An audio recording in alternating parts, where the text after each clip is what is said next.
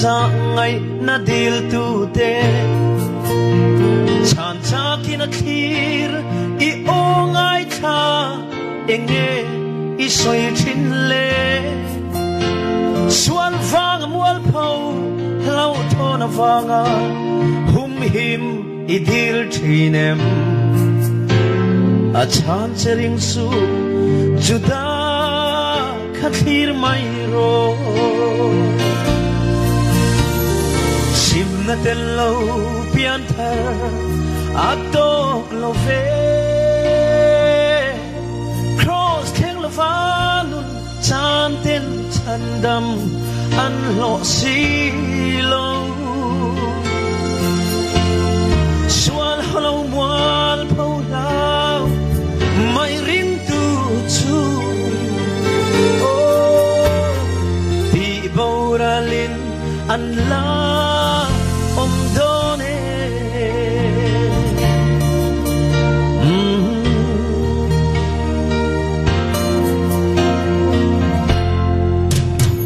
ituar na song le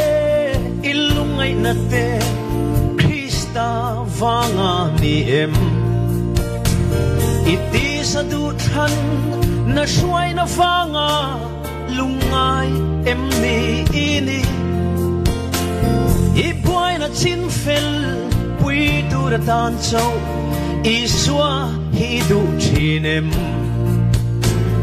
ani chuan len pui atan adu che sin zaing o sim na tel lo pian thar adok lo ve cross theng lo vanun chan ten chan dam an lo si lo sual holo mual phau lao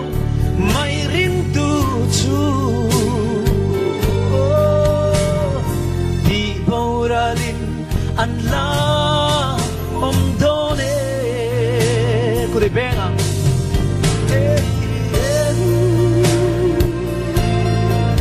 cậu san chu kan bum thei a cậu sang tuero chu kan bum thei lo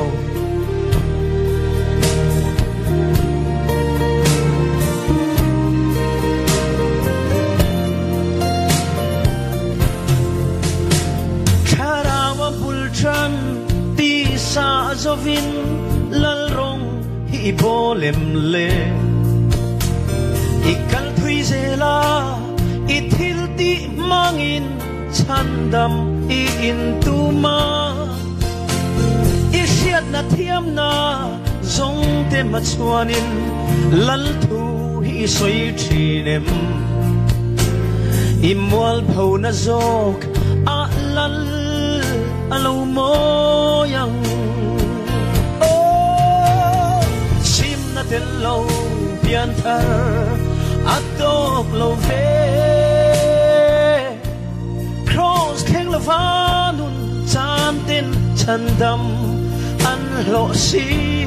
lo sual holo mual phau lao mai rin tu chu ti boralin an la om done ti boralin an la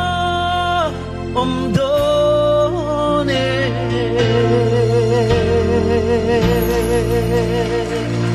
Hallelujah.